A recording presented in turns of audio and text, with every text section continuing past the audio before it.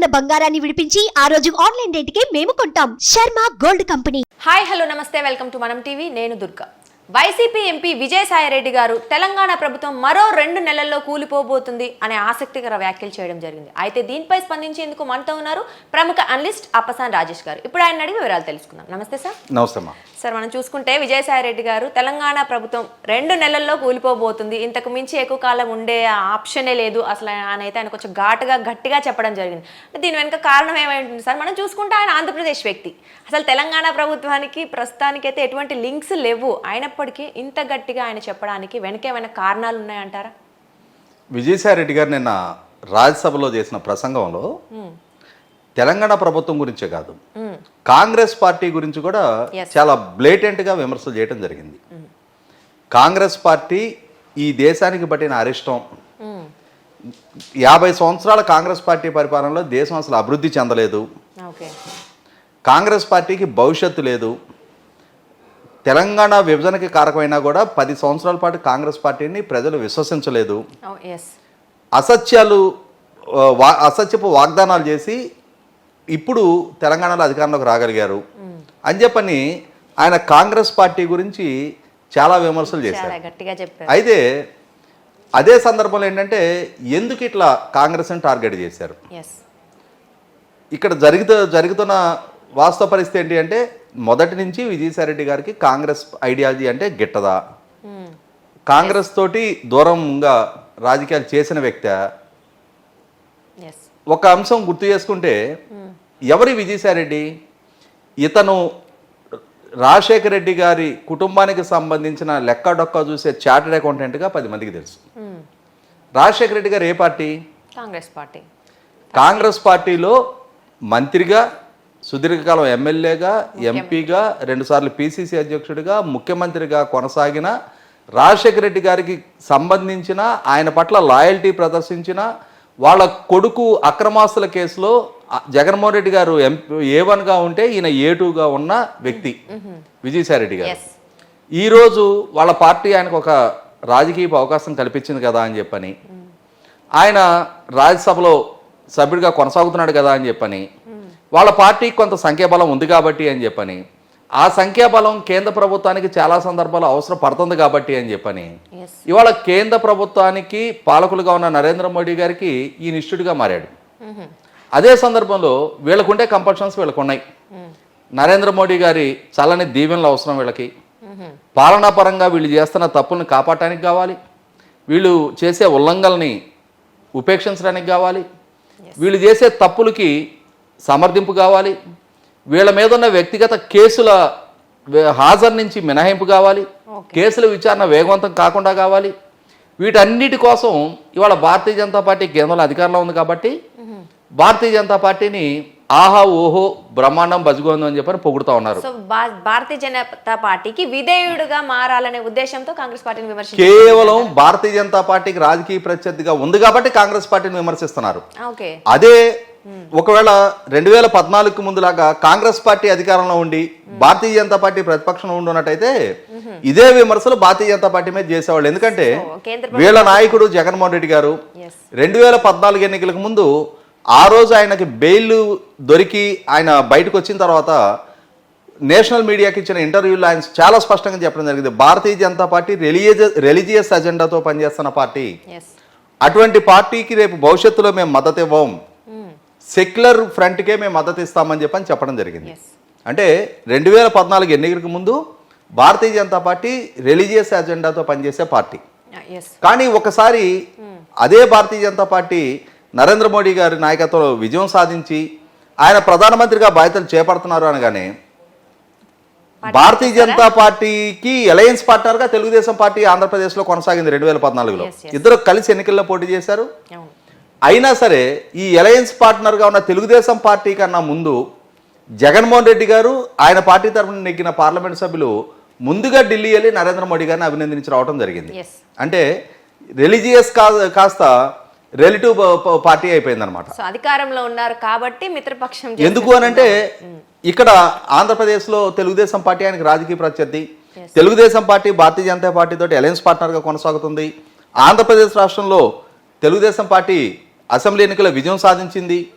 Bharatiya Janata party Telugu Desam party కలిపి రాష్ట్రంలో కేంద్రంలో అధికారాన్ని పంచుకోబోతున్నారు. రేపటి రోజున తెలుగుదేశం పార్టీ తన మీద ఉన్న కేసుల విచారణ వేగవంతం చేయమని చెప్పని కేంద్ర ప్రభుత్వం విచారణ సంస్థల మీద ఒత్తిడి తీసుకొచ్చి తనకి ఇబ్బందికరమైన పరిస్థితులు సృష్టిస్తుందేమో అని చెప్పని ఒక భయంతో కేంద్ర ప్రభుత్వ పెద్దలని ప్రసన్నం చేసుకోవడానికి ముందుగానే వెళ్ళి కేంద్ర పెద్దలని వాళ్ళని కలిసి అభినందించి వచ్చిన తీరు చూసాం. ఆ తర్వాత 2019లో ముఖ్యమంత్రిగా పదవి బాధ్యతలు చేపట్టిన తర్వాత కూడా ముఖ్యమంత్రి హోదాలో ఉండి తిరుపతి పర్యటనకు వచ్చిన నరేంద్ర మోడీ గారికి ఎయిర్పోర్ట్లో కాళ్ళకి నమస్కారం చేసిన తీరు చూసాం. ఇదే విజయసాయి రెడ్డి గారు, ఇదే జగన్మోహన్ రెడ్డి గారు 2019 ఎన్నికలకు ముందు బహుశా 2018లో అయి ఉండొచ్చు, ఆనాడు రాష్ట్రపతి అభ్యర్థిగా పోటీ చేస్తున్న ఎన్డీఏ రాష్ట్రపతి అభ్యర్థిగా పోటీ చేస్తున్న రామ్నాథ్ కోవింద్ గారు ఎన్డీఏలో తెలుగుదేశం పార్టీ అంతర్భాగం, అంటే తెలుగుదేశం భారతీయ జనతా పార్టీ తరఫున పోటీ చేస్తున్న రాష్ట్రపతి అభ్యర్థి గారు ఆయన తెలుగుదేశం శాసనసభా పక్షాన్ని కలవటం కోసం అమరావతి పర్యటనకు వస్తున్న సందర్భంగా బేగంపేట ఎయిర్పోర్ట్లో దిగితే బేగంపేట ఎయిర్పోర్ట్లో స్వయంగా జగన్మోహన్ రెడ్డి గారు, విజయసాయి రెడ్డి గారు ఇరువురు కూడా రామ్నాథ్ కోవింద్ గారి కాళ్ళకి నమస్కారం చేసింది బాహాటంగా మన లైవ్ వీడియోలోనే చూసాం మనం.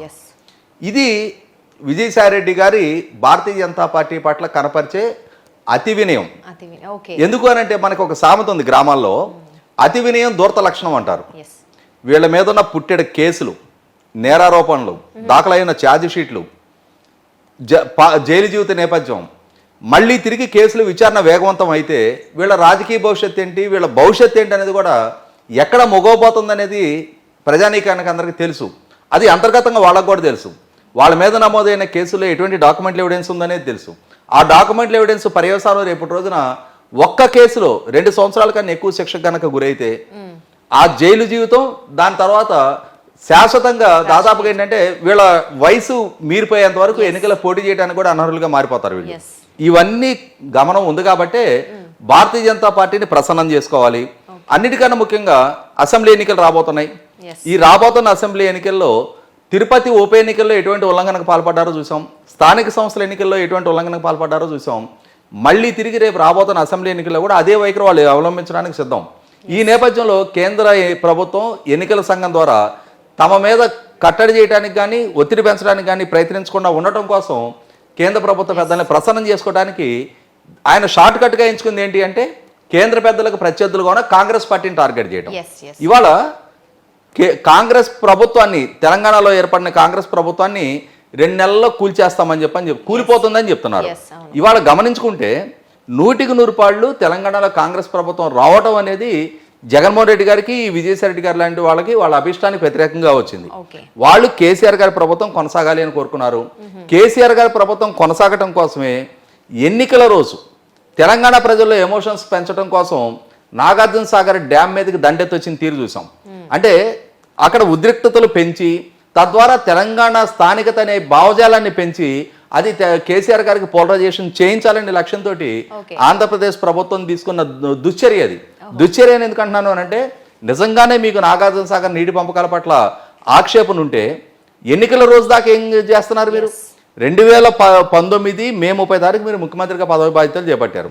అప్పటి నుంచి మీరు 2023 నవంబర్ 30 తారీఖు ఎన్నికలు జరుగుతున్న రోజు దాకా, అంటే 4.5 సంవత్సరాలు ఎగ్జాక్ట్ డేటు, మీరు ముఖ్యమంత్రిగా పదవి బాధ్యతలు చేపట్టిన తర్వాత 4 సంవత్సరాల 6 నెలల కాలం ఆ రోజుతో పూర్తవుతుంది. ఆ రోజు దాకా నాగార్జున సాగర్లో కానీ శ్రీశైలం డ్యాంలో కానీ తెలంగాణ ప్రభుత్వం పాల్పడిన ఉల్లంఘనలు మీకు నోటీసులోకి రాలేదా? మీరు కేంద్ర జలశక్తి శాఖ మంత్రి దగ్గర జరిగిన అపెక్స్ కౌన్సిల్ మీటింగుల్లో తెలంగాణ ప్రభుత్వ వైఖరిని మీరు ఎండగట్టారా? 100% తెలంగాణ ప్రభుత్వ డిమాండ్ని అడ్డుకోలేని, అడ్డు పెట్టడానికి ప్రయత్నం కూడా చేయని వ్యక్తి జగన్మోహన్ రెడ్డి గారు. కాబట్టి ఇవాళ తెలంగాణ ప్రభుత్వం లేవనెత్తిన డిమాండ్ పట్ల సానుకూలతోటి భారతీయ జనతా పార్టీ నాయకత్వంలో ఉన్న కేంద్ర ప్రభుత్వం కృష్ణానదీ జలాల పునఃపంపిణీకి బ్రిజేష్ కుమార్ ట్రిబ్యునల్కి ఆదేశాలు ఇస్తూ నిర్ణయం తీసుకోమని చెప్పని నోటిఫై చేయడం జరిగింది. ఇన్ని నష్టాలు కేసీఆర్ గారు మీరు కలిసి ఆంధ్రప్రదేశ్ ప్రజలకు చేస్తూ ఇవాళ మీరు కాంగ్రెస్ ప్రభుత్వాన్ని ఆక్షేపిస్తున్నారు. కాంగ్రెస్ ప్రభుత్వం కూలిపోతుంది అని చెప్పని శాపనార్థాలు పెడుతున్నారు. విజయసాయి రెడ్డి గారు మీరు గుర్తుంచుకోవాల్సింది ఏంటి అంటే పిల్లి శాపనార్థాలకి ఉట్టి తెగదు. ఖచ్చితంగా శాపనార్థాలు పెట్టి పెట్టి పిల్లి తన ప్రయత్నం తాను విరమించుకోవటమే తప్ప ఆ ఉట్టిలో ఉన్న పాలు పెరుగు మీకు దక్కవు.